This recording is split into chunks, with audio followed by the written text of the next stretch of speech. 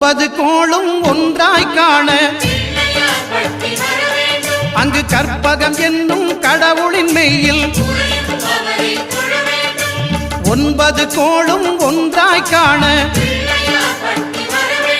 அங்கு கற்பகம் என்னும் கடவுளின் மெய்யில்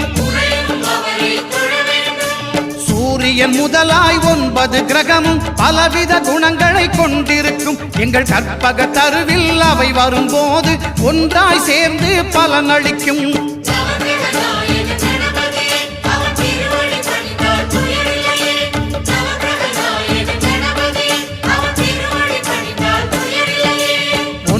கோளும் ஒன்றாய் காண